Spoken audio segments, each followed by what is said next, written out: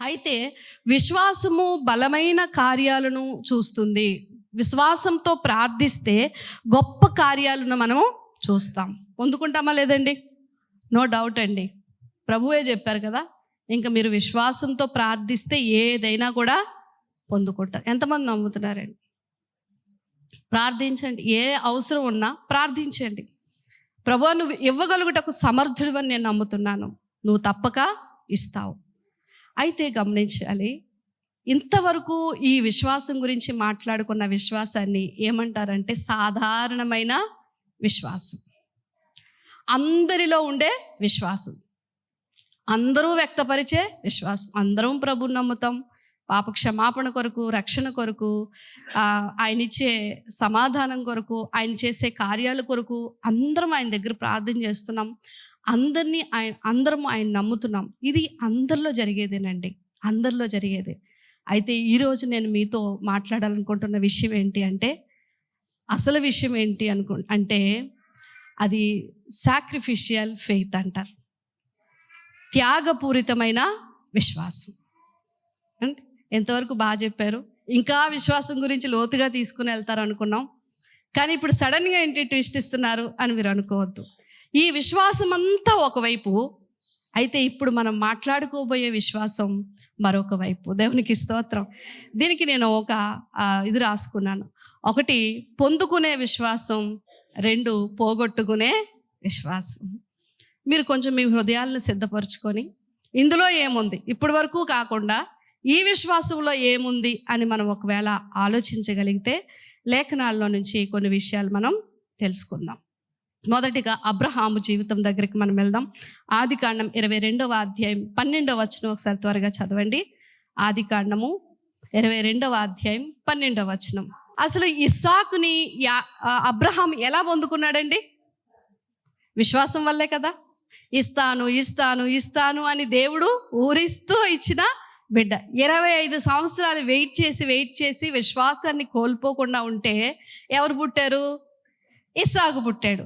విశ్వాసం వల్ల సంపాదించుకున్న ఇస్సాకుని దేవుడు ఇప్పుడు ఏమంటున్నాడు అంటే విశ్వాసం వల్లే తిరిగి అర్పించమంటున్నాడు. దేవునికి స్తోత్రం. హెబ్రీలకు రాసిన పత్రిక 11వ అధ్యాయం 17వ వచనం మీరు చూస్తే, విశ్వాసమును బట్టి అబ్రహాము ఇస్సాకును బలి అర్పించెను అని ఉంది.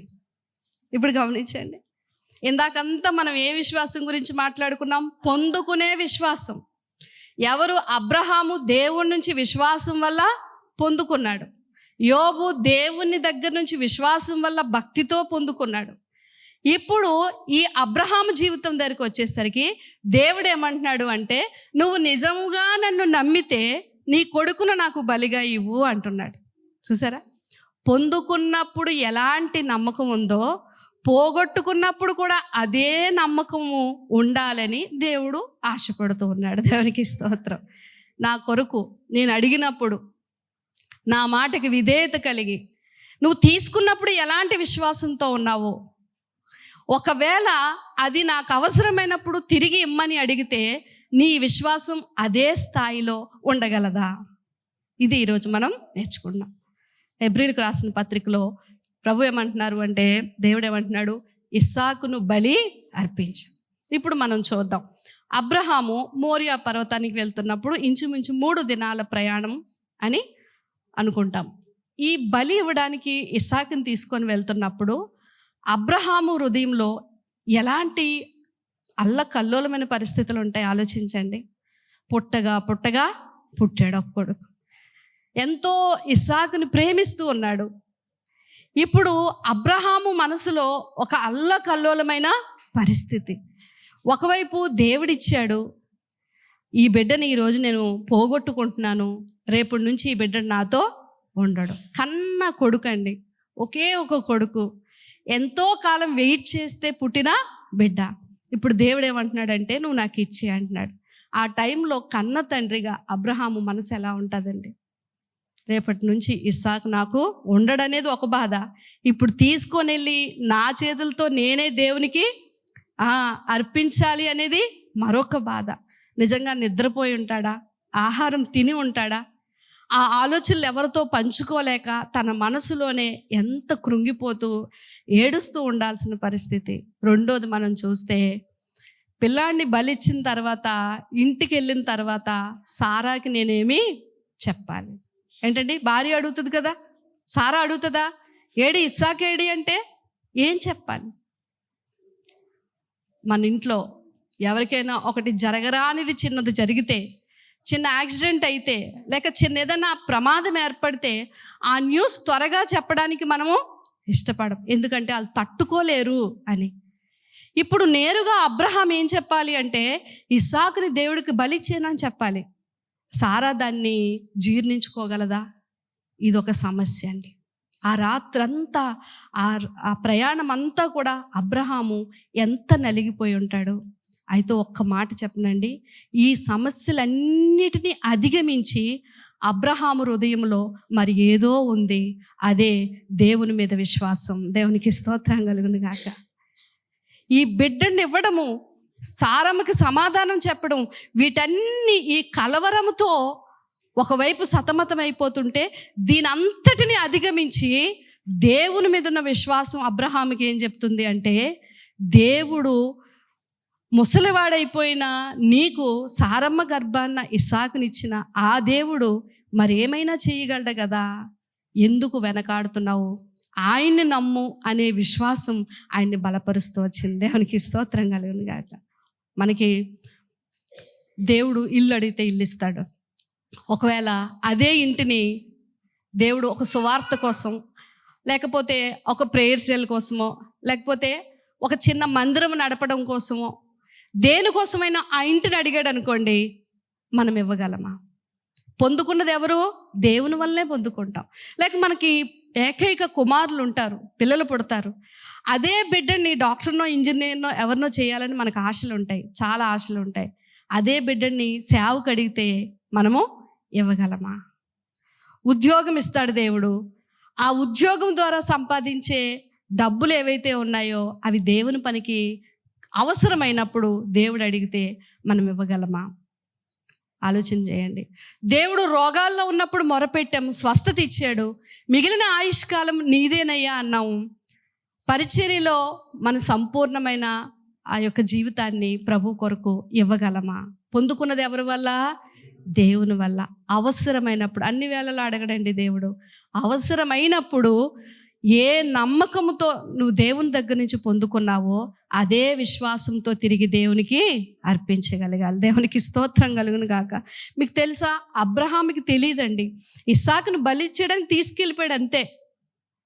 అక్కడ పొట్టేలు ఉంటుందని, ఆ టైంకి ఇస్సాకుని దేవుడు తప్పిస్తాడని, లేక అక్కడ పొట్టేల్ని బలిస్తాడని, తర్వాత ఇంతమంది యొక్క ప్రజలకు అబ్రహాము తండ్రిని అవుతాడని సూచాయిగా నమ్మాడు, కానీ చూడలేదు. ఇవేమీ తెలియవు. ఏదో పొందుకుంటానని తిరిగి దేవునికి ఇవ్వలేదు, కానీ దేవుడు ఇచ్చాడు, తిరిగి మళ్ళీ దేవుడు ఏదైనా చేయగలడు. దేవునికి స్తోత్రం. నేను ఆయనకి ఇచ్చేస్తాను అనుకున్నాడు. ఇది సాక్రిఫిషియల్ ఫెయిత్ అంటే త్యాగపూరితమైన విశ్వాసం. అవసరమైతే దేవుని కొరకు దేనినైనా పోగొట్టుకోవడానికి సిద్ధపడే విశ్వాసం. ప్రియులారా, నమ్మండి, ఈ విశ్వాసము చరిత్రను సృష్టిస్తుంది. దేవునికి స్తోత్రం. ఈ విశ్వాసం ఏం చేస్తుందండి? చరిత్రను సృష్టిస్తుంది. తెలుసా, ఎవరైతే త్యాగం, దేవుణ్ణి నమ్ముకున్నందుకు వారి జీవితాల్లో త్యాగపూరితంగా బ్రతుకుతున్నారో ఆ విశ్వాసము ఖచ్చితంగా చరిత్రనే సృష్టిస్తుంది. అంతేకాదు, ఆ విశ్వాసం వల్ల మనము కోల్పోయిన దానికంటే కొన్ని కోట్ల రెట్లు రెట్టింపు పొందుకుంటాం. దేవునికి స్తోత్రం. పేతురు ఏమన్నాడు తెలుసా? ప్రభువా, సమస్తము విడిచిపెట్టి నీతో వచ్చేస్తున్నాం, మాకేం ఇచ్చావు, మాకేం దాచి ఉంచావు అంటే, పేతురు, ఇహమందు నువ్వు కోల్పోయిన దానికి 100 రెట్లు పరమందు నాతో పాటు నీకు స్థానం. దేవునికి స్తోత్రం. దేవుడు ఎవ్వరికి అన్యాయం చేసే దేవుడు. అలాగని ఆయన ఇస్తాడని మనమేమో, ఆయన అవసరత నా అవసరత, దేవుడే ఇచ్చాడు, దేవుడు అడిగినప్పుడు నేను తిరిగి ఇస్తాను, అవసరం అనుకుంటే నాకు మళ్ళీ ఇస్తాడు అని మనం నమ్మగలిగేది సాక్రిఫిషియల్ ఫెయిత్. సో ఈ విశ్వాసంలోనికి మనము రావాలి అనేది దేవుని యొక్క ఆలోచన. దేవుని యొక్క ఆలోచన అవసరమైనప్పుడు ఆయనకి ఇవ్వగలగటం. రెండోది మనం చూస్తే పౌలు గారిని దేవుడు ఎన్నుకున్నప్పుడు చూడండి, అపోస్తుల కార్యాలు 9వ అధ్యాయం 15వ వచనం మనం చూసినట్లయితే, అపోస్తుల కార్యాలు 9వ అధ్యాయం 15వ వచనం ఒక్క మాట చూడండి. అక్కడ నా నామము భరించుటకు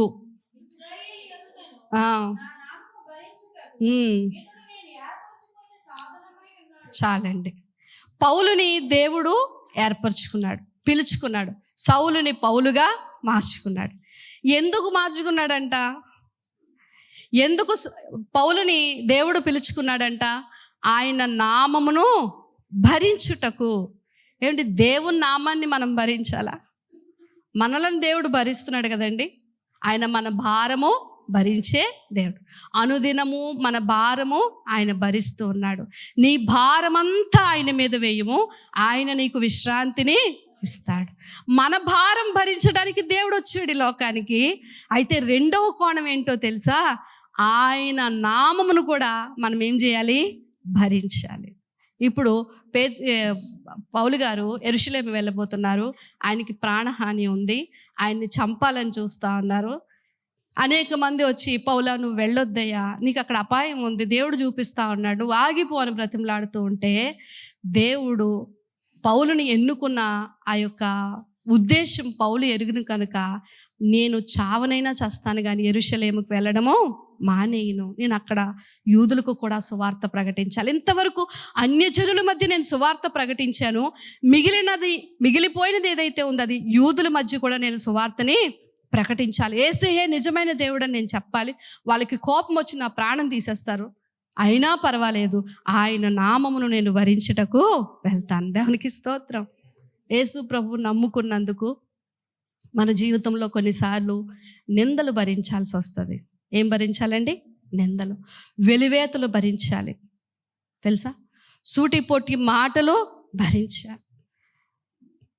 కొన్నిసార్లు ఉపవాసముతో ఆకలి భరించాలి, నిద్రలేని రాత్రులు భరించాలి. ఒకవేళ నువ్వు పరిచర్య చేస్తే ఆ పరిచర్యలో నీకు ఎదురయ్యే ప్రతి సమస్యని కూడా నువ్వు భరించగలగాలి. చర్చికి వెళ్తే అనేక మాటలు అంటారు, ఇంటి దగ్గర ఉండిపోదాం, ఎందుకు ఈ పరిస్థితి అనుకున్నప్పుడు వాటన్నిటినీ భరించి నువ్వు ఎక్కడికి రావాలి? చర్చికి రావాలి. మనం భరిస్తున్నామా? ఆలోచన చేయండి. దేవుని కొరకు దేన్నైనా భరించుటకు నేను సిద్ధంగా ఉన్నాను అని చెప్పగలమా? అసలు ఎక్కడైనా మనకి నొప్పి అనేది కలుగుతుందా? ఒక మంచి మాట నేను విన్నాను. దేవునికి ఇచ్చేటప్పుడు అంట మనకేం కలగాలటండి? నొప్పి కలగాలి. అబ్రహాము హృదయంలో ఏం కలిగింది? అబ్రహాము మనిషే కదండి, మరబొమ్మ ఏమీ కాదు కదా. కొడుకుని చేతులతో తీసుకెళ్ళి ఇచ్చేస్తే లోపల ఎలా ఉంటుంది పరిస్థితి? నొప్పి. కానీ దేవుడు మాట్లాడాడు, దేవుడు ఇమ్మన్నాడు కాబట్టి ఆ నొప్పిని కూడా భరించాడు. మనం ఇవ్వగలుగుతున్నామా? కామన్గా ఉండే ఫెయిత్ మనలో ఉంటుంది, అది ప్రార్థిస్తే ఎంత గొప్ప కార్యాలన్నా దేవుడు చేస్తాడు. కానీ ఈ యొక్క త్యాగపూరితమైన విశ్వాసంలోనికి మనము రావాలి. భరించటం, దేన్నైనా నేను భరిస్తానండి, ఎవరేమన్నా నేను భరిస్తానండి, ఎవరైనా నేను దేవుని విడిచిపెట్టను, ఆయన నామాన్ని భరిస్తాను. నేను సువార్తకి వెళ్తే నా చెంప మీద కొడుతున్నారు, నేను భరిస్తాను. నా ముఖం మీద ఉమ్మేస్తారు, నేను భరిస్తాను. మనము దేవుని నామాన్ని ప్రకటిస్తున్నప్పుడు అనేకమైన పరిస్థితులను భరించాలి. దేవుని కొరకు ఒక దెబ్బ తినటంలో ఆ పెయిన్ మనం భరిస్తే ఎంత భాగ్యం అండి మనకి. ఎంత భయమో కొంతమందికి. నాకెందుకు వచ్చింది, చర్చికి వెళ్ళి ఏదో వాళ్ళు 4 మాటలు చెప్తారు, వింటాను, వచ్చేస్తాను. ఒకరిని దేవుల్లో నడిపిస్తున్నప్పుడు వాళ్ళు వెనకాడుతూ, ఒకవేళ వాళ్ళ వల్ల మనకి బాధ కలుగుతున్నప్పుడు భరించగలుగుతాం. ఒకవేళ ఇంటిలోనే ఒకళ్ళు మారి ఇంకొకళ్ళు మారకపోతే వాళ్ళని మార్చుకోవడానికి వాళ్ళ మాటలను లేక వాళ్ళు చేసే చేష్టలను మనం భరించగలుగుతున్నామా? ఒకసారి వాళ్ళు భరించటం. పౌలు దేవుడు ఏమంటాడంటే, నా నామము భరించుకొనుటకు నేను ఏర్పరచుకొనిన సాధనమై ఉన్నాడు. దేవునికి స్తోత్రం కలిగినది అండి. విశ్వాస జీవితం కావచ్చు, సేవా జీవితం కావచ్చు, అంత సులువేమీ కాదండి. చాలా కష్టాలు, చాలా ఇబ్బందులు ఉంటాయి. వాటన్నిటిని కూడా మనం భరిస్తూ ముందుకు వెళ్ళాలి. ఎందుకంటే దేవుడు మనల్ని భరిస్తూ ఉన్నాడు.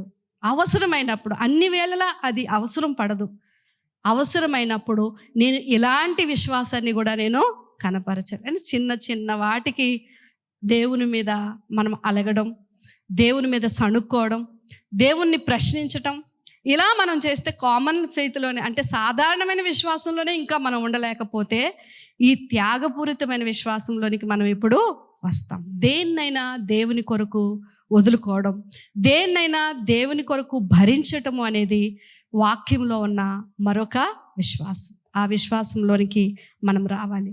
మొదటి శతాబ్దంలో ఒక సంఘటన జరిగిందండి. అప్పుడు ఈ యేసు ప్రభువుని నమ్ముకున్నందుకు శిష్యుల్ని చాలా రకాలుగా హింసించేవారు. చాలా రకాలుగా మీకు చాలాసార్లు చెప్తూ ఉన్నాను. వాళ్ళ యొక్క శరీరాల్ని వెలిగించి ఆ వెలుతురు కింద కాగడాల్లాగా వీళ్ళ పని చేసుకోవటం, చర్మాలని వలవటం కదండి, ఇంకా చాలా రకాల. అందులో ఒకటి ఏంటంటే, ఇప్పుడు కూడా రోమ్లో ఒక కట్టడం ఉంటుంది, దాన్ని కొలేజియం అని అంటారు. అలా రౌండ్గా ఉంటుంది. అందులో కింద అనేక గదులకి తలుపులు వేసి ఉంటాయి. ఈ పైన క్రికెట్ స్టేడియం లాగా రాజులు, రాణీలు, మంత్రులు, ఇంకా అధికారంలో ఉన్న వాళ్ళందరూ కూర్చొని ఈ క్రికెట్ స్టేడియంలో ఆటను చూసి ప్రేక్షకులు ఎలా ఆనందిస్తారో, ఆ రోజుల్లో యేసుక్రీస్తు వారి కొరకు నిలబడిన శిష్యులను ఆ క్రికెట్ స్టేడియం లాంటి ఆ మధ్యలో పెట్టి ఈ చుట్టూ ఉన్న ఈ గదుల్లో నుంచి తలుపులు ఓపెన్ చేసినప్పుడు సింహాలు వచ్చి వారిని చీల్చుకు తింటూ ఉంటే వారి కష్టాన్ని, వారి బాధను చూసి వీళ్ళు ఎంజాయ్ చేసేవారు. ఆ రోజుల్లో అదొక పద్ధతి. అయితే గమనించండి, సంఘము అనేది ఈ శిక్షించే హయాములో విశ్వాసులు తగ్గిపోతూ క్షీణించిపోవాలి. కానీ సంఘము నానాటికి అభివృద్ధి చెందుతూ వచ్చింది. ఎలా అభివృద్ధి చెందిందో తెలుసండి?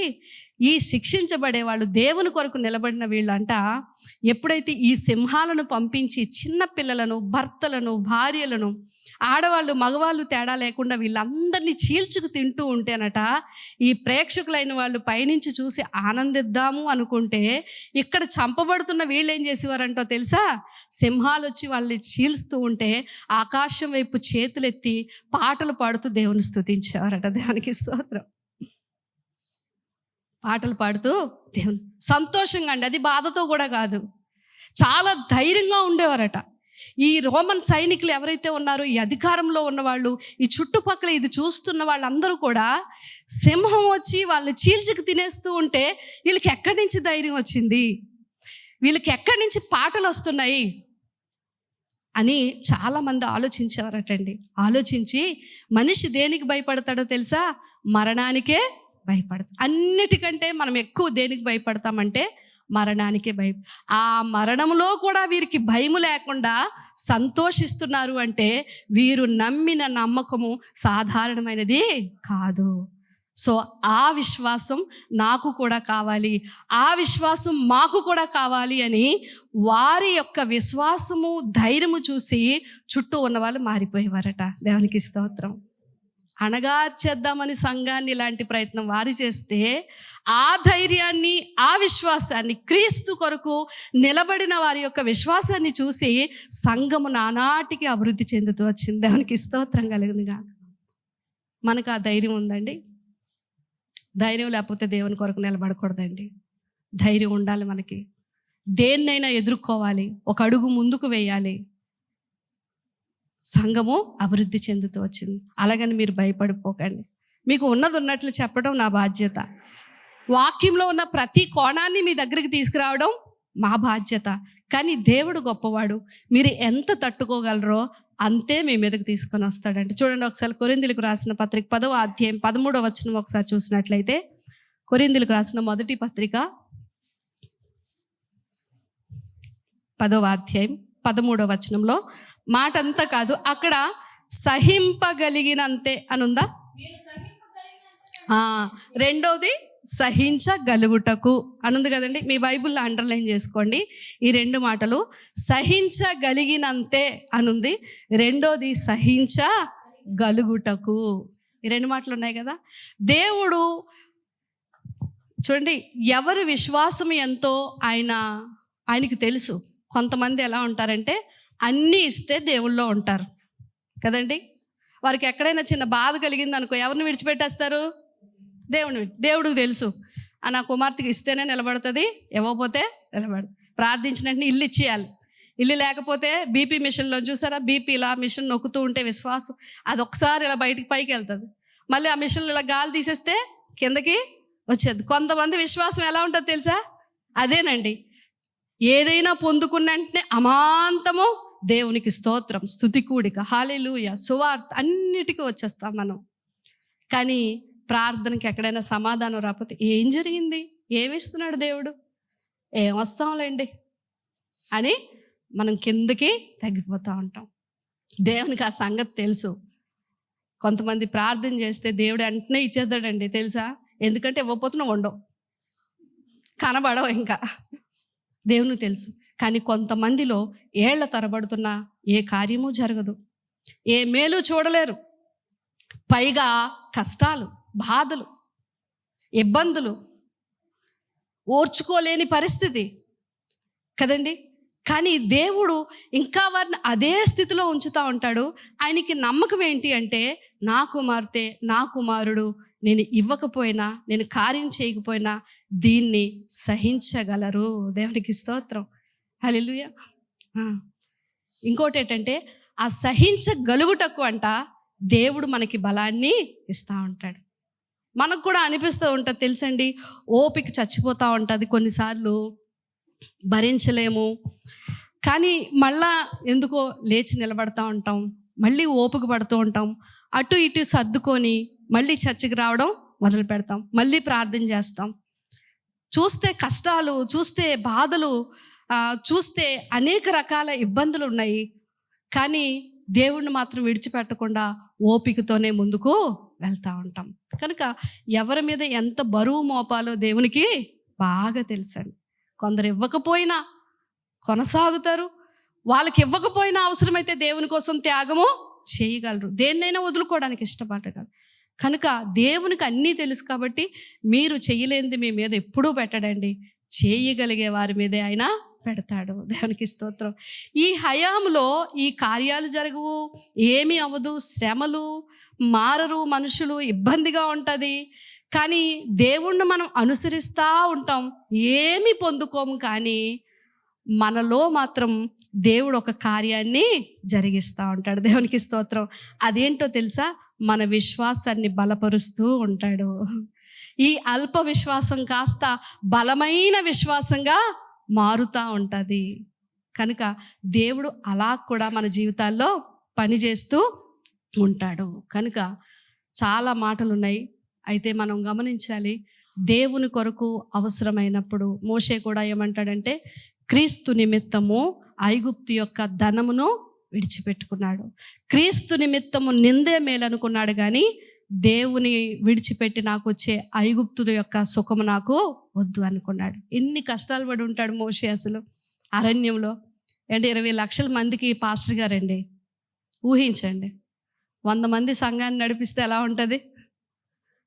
ఇంట్లో నలుగురే ఏకీభవించాము, అలాంటిది సంఘంలో 100 మంది ఏకీభవిస్తామా? ఉంచలేము. వీళ్ళందరినీ ఒకే తాటి మీద నడిపించడం అనేది చాలా కష్టం. అందులోని ఇశ్రాయేలు సంఘము అనేది 20 లక్షల మంది, అందులో కోరాహు లాంటి క్షణము సణిగే మనుషులు ఉన్నారు, మోషే మీద తిరగబడి చేసేవాళ్ళు ఉన్నారు, కార్యం జరగకపోతే వచ్చి మమ్మల్ని చంపడానికి తీసుకొచ్చావా అని అడిగేవాళ్ళు ఉన్నారు. ఇలాంటి వాళ్ళందరినీ కూడా ఎందుకు మోషే భరిస్తూ వచ్చాడో తెలుసండి. ఆయనకి తెలుసు, దేవుని నుంచి నేను పొందుకున్న దానికంటే దేవుని కొరకు నేను విడిచిపెట్టేదే గొప్పది. నేను పడాలి, నేను సహించాలి, భరించాలి అనుకున్నాడు, భరించాడు. దేవుని బిడ్డలారా, మన జీవితంలో దేవుని కొరకు నొప్పి కలిగేటట్లు ఏదైనా చేస్తున్నామా? భరించాల్సి వచ్చినప్పుడు దేన్నైనా భరిస్తున్నామా? ఆయా వ్యక్తులు కావచ్చు, ఆయా సమస్యలు కావచ్చు, ఆయా నిందలు కావచ్చు, పరిస్థితులు కావచ్చు, దేన్నైనా సరే నేను భరించగలను, ప్రభువు కొరకు నేను భరించగలను అనే అంత విశ్వాసం మనకి ఉందా? ఒకసారి ఆలోచన చేయండి. 12వ అధ్యాయం 1వ వచనం రోమీయులకు రాసిన పత్రిక ఏమంటుంది అంటే, పరిశుద్ధమును అనుకూలమైన మీ దేహములను సజీవ యాగముగా దేవునికి సమర్పించుడి. ఇదేంటి? దేవుని నమ్ముకుంటే రోగం పోతుందని విన్నాం, దేవుని నమ్ముకుంటే అప్పులు తీరుతాయని విన్నాం, దేవుని నమ్ముకుంటే ఏంటండి బిడ్డలు పుడతారని విన్నాం, దేవుని నమ్ముకుంటే ఉద్యోగంలో ప్రమోషన్ వస్తుంది, అవసరమైతే అమెరికా వెళ్ళొచ్చు, మంచిగా సెటిల్ అవుతాం, ఇవన్నీ విన్నాం. కానీ దేవుని నమ్ముకుంటే మన దేహములను కూడా సజీవముగా దేవునికి సమర్పించాలి. ఇది విశ్వాసమేనా అంటే ఇదే అసలైన విశ్వాసం. దేవునికి స్తోత్రం కలుగును గాక. హల్లెలూయా. ఆఖరిగా ఒక మాట చెప్తానండి. అదేంటో తెలుసా? నిన్ను నన్ను సంపాదించుకోవడం కోసం, మనసులో పెట్టుకోండి, నిన్ను నన్ను సంపాదించుకోవడం కోసం యేసు ప్రభు అనేక శ్రమలను భరించారు. దేవునికి స్తోత్రం. ఆయన ఎందుకు అంత బాధను భరించారు? ఆ ఉమ్మేసిన ఎందుకు భరించారు? కొడుతున్న, అవమానిస్తున్నా ఎందుకు భరించారు? ఆ వీధుల్లో ఈడ్చుకుని వెళ్ళిపోతున్నా ఎందుకు భరించారు? ఆయనకు అవసరమా అదంతా? కాదండి. ఆయనకు ఒకటే, నిన్ను సంపాదించుకోవాలి, నన్ను సంపాదించుకోవాలి. అలాగే యేసు ప్రభువును మనం సంపాదించుకోవడానికి, యేసు ప్రభువు కోసం అనేకులను మనం సంపాదించుకోవడానికి మనము దేన్నైనా భరించగలమా? దేన్నైనా విడిచిపెట్టుకోగలమా? ఇక్కడ విన్న మాటలు ఇక్కడే విడిచిపెట్టవద్దు. ఇలా మీరు ఒకవేళ ఈ స్థాయి విశ్వాసాన్ని మీరు కలిగి ఉంటే మీ పేరు చిరస్మరణీయంగా చరిత్రలో నిలిచిపోతుంది. దేవునికి స్తోత్రం. ఈనాటికి మన పూర్వీకుల కోసం మనం ఎందుకు మాట్లాడుకుంటున్నామంటే, వారు దేవుడు మాకు ఏదో ఇస్తాడని దేవుణ్ణి నమ్మలేదు, కానీ వారు దేవుని నమ్మి వారికున్న సర్వాన్ని అర్పించారు. అందుకు వాళ్ళ పేర్లు ఏమయ్యాయి? నిలిచిపోయాయి. ఇప్పుడు మన విశ్వాసం కామన్ ఫెయిత్, అందరిలో విశ్వాసంతో మీరు ప్రార్థన చేయొద్దని చెప్పొద్దండి. అందరూ ప్రార్థన చేయండి. తప్పక నువ్వు ప్రార్థన చేస్తే దేవుడి నుంచి తప్పక పొందుకుంటావు. విశ్వాసంతో ప్రార్థన చేయమని యేసు ప్రభువే చెప్పారు. నువ్వు పొందుకుంటావు, దానిలో ఏ సందేహం లేదు. ఒకవేళ ఈ విశ్వాసపు స్థాయి తగ్గిపోతే ప్రభువుని అడుగు, నాకు విశ్వాసాన్ని పెంచేయ, నా విశ్వాసాన్ని అభివృద్ధి పరచు ప్రభువా, నాకు కావలసినంత విశ్వాసం ఇమ్మని ప్రార్థించి పొందుకో ప్రభువు నుంచి. ఏ తప్పు లేదు, దేవుడు కూడా దాన్ని తప్పు పట్టట్లేదు. కానీ అవసరమైనప్పుడు దేవుని కొరకు పోగొట్టుకున్నప్పుడు కూడా నీకు విశ్వాసం అదే స్థాయిలో ఉంటుందా, ఉండదా? త్యాగపూరితమైన విశ్వాసం. రెండు విశ్వాసాల గురించి మనం మాట్లాడుకున్నాం. మన ప్రయాణం ఎటు వెళ్తా ఉంది ఒకసారి ఆలోచిద్దాం. మన సమయాన్ని పోగొట్టుకోవడానికి, మన ధన బలాలను, అవసరమైతే మన పిల్లలను, మన ఇండ్లను, మన ఆస్తులను, మన ప్రాణమును సహా దేవుని కోసము ఇవ్వగలిగేటప్పుడు కూడా విశ్వాసంతో మనం కొనసాగలమా? దేన్నైనా ప్రభు కొరకు భరించేటప్పుడు విశ్వాసంతో కొనసాగాలి. నిజంగా మనకు అవసరం లేదు, నేను భరించాల్సిన అవసరం లేదండి, నాకు నేను బ్రతకలేక కాదు, కానీ ప్రభు కోసం నీవు భరించాలి, ఓర్చుకోవాలి. సహించగలుగుట కంట దేవుడు మనకి ఒక మార్గాన్ని పెట్టాడట. దేవుడు ఎంత గొప్పవాడో తెలుసండి. మన చుట్టూ సమస్యలు ఉంటాయి, ఎక్కడా మనకి ఏది కలిసి రాదు. దేవుని కొరకు కూడా మనం ఎన్నో చేస్తూ ఉంటాము. కొన్నిసార్లు ఇతరులను చూసి అన్నీ పొందుకుంటున్నప్పుడు నాకెందుకు ఏమీ జరగట్లేదు అని మన మనసు ప్రశ్నించి దేవుణ్ణి కాస్త పక్కన పెడదాం అనుకుంటాం. కానీ మళ్ళీ సర్దుబాటు చేసుకొని, మళ్ళా ఓర్చుకొని, మళ్ళా మనం ఓపిక పడుతూ ప్రభువులో ముందుకి కొనసాగుతాం. కొందరు ఎలా ఉంటారు తెలుసండి, నేను విన్నాను కొన్ని మీటింగ్స్లో, కొన్ని సభలకు వెళ్తున్నప్పుడు వాళ్ళకి ఇంటి నిండా సమస్యలేనండి, ఏ కార్యము దేవుని నుంచి చూడరు. కానీ నాతో పాటు చాలా మీటింగ్లకు వస్తూ ఉంటారు. కొన్ని విషయాలు కొన్ని మాట్లాడుకుంటున్నప్పుడు నేను అబ్జర్వ్ చేసిన విషయాలు, ఎక్కడికి వచ్చినా వాళ్ళు ఏమంటారో తెలుసండి, దేవా నన్ను గద్దించు, దేవా నాతో మాట్లాడు, దేవా నన్ను సరిచేయి, దేవా నన్ను ఇంకా విశ్వాసంలో బలపరచు అని ప్రార్థన చేస్తుంటారు. ఎంత సంతోషం అనిపిస్తుందో. ప్రభా నా సమస్యలు తీసే, నా కష్టాలు తీసే అని ప్రార్థన చేయరు.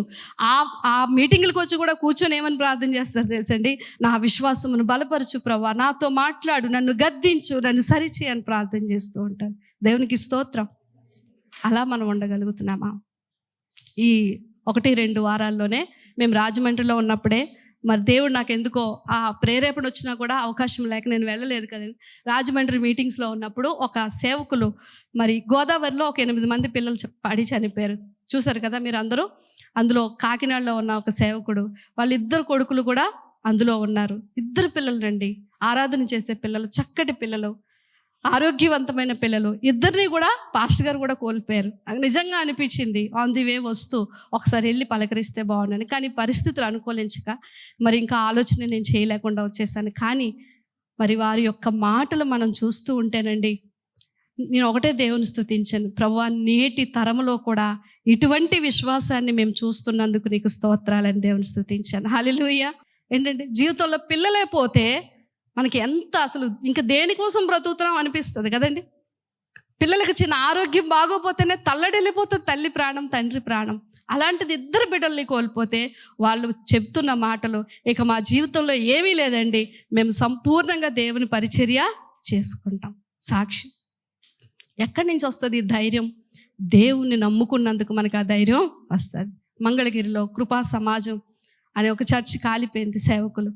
నిజంగా అది కూడా నేను చూశానండి వారంలో. దేవుడు ఎందుకో ఇదే వాక్యం గురించి ఆలోచిస్తున్నప్పుడు, ఇవే మాటలు, ఇవే సందర్భాలు నా ముందుకు వస్తున్నప్పుడు దేవుని చాలా స్తుతించానమాట. సేవకుడు చెప్తున్న మాట ఏంటంటే, మందిరము కాలిపోయింది కానీ విశ్వాసము కాలిపోలేదు. దేవునికి స్తోత్రం కలుగునుగాక. హల్లెలూయా. ఆ స్థాయికి మనం ఎదగాలండి. చిన్న చిన్న వాటికి దేవుని మీద సణుక్కొని, చిన్న చిన్న కార్యాలు జరగకపోతే దేవుని విడిచిపెట్టి ఏదో అందరిలాగే దేవుణ్ణి నమ్ముకున్నామండి, వస్తున్నాం వెళ్తున్నాం కాదు. ఏం జరిగినా, దేవుడు ఏమి ఇచ్చినా ఇవ్వకపోయినా, ఏది నష్టమైనా ఏది కష్టమైనా విశ్వాసం మాత్రము సజీవముగా కాపాడబడాలి. దేవునికి స్తోత్రం. అయితే ఒకటి మనం గమనించాలి, ఆ మందిరం ఇచ్చిన దేవుడు అది కాలిపోయినప్పుడు అంతకంటే రెట్టింపు మందిరాన్ని దేవుడు మళ్ళీ ఇవ్వగలడు. దేవునికి స్తోత్రం. ఎన్నైనా ఇస్తాడు, ఏదైనా ఇస్తాడు.